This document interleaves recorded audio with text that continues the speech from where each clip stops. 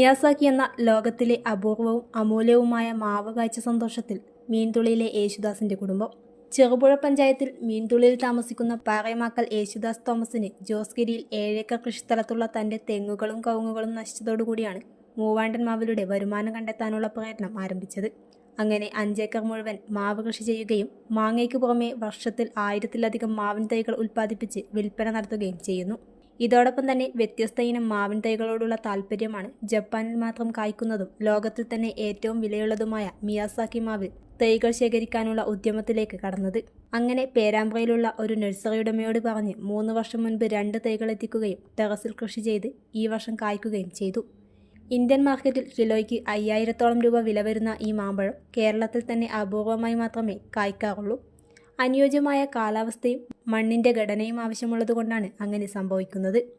2-3 പൂങ്കുലകൾ ഉണ്ടായിരുന്നുവെങ്കിലും എല്ലാം കരിഞ്ഞുപോയി ഒരു മാങ്ങയാണ് ലഭിച്ചത്. അത് പറിച്ചു കഴിച്ചപ്പോൾ നല്ല മധുരവും നാരുകൾ തീരെയില്ല.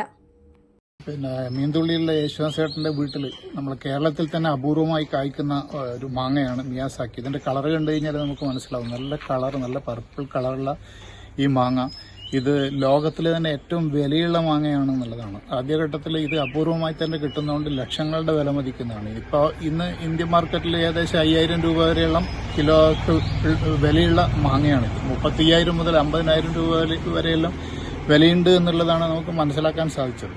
അതുപോലെ തന്നെ ഏറ്റവും നല്ല ടേസ്റ്റി ആയിട്ടുള്ള നല്ല മധുരമുള്ള മാങ്ങയാണ് ഇത്. കേരളത്തിൽ തന്നെ അപൂർവമായിട്ടാണ് കായ്ക്കുന്നത്. നമ്മുടെ ചെറുപുഴ പഞ്ചായത്തിൽ ഇത് കായ്ച്ചിരിക്കുകയാണ്. അതിൻ്റെ സന്തോഷത്തിലാണ്. അപ്പോൾ നമ്മളിത് കാണാം, ഇതിൻ്റെ കളർ കാണാം. അപ്പോൾ അത്രയും വളരെ സൂക്ഷ്മമായി ടെറസിലാണ് കൃഷി ചെയ്തത്.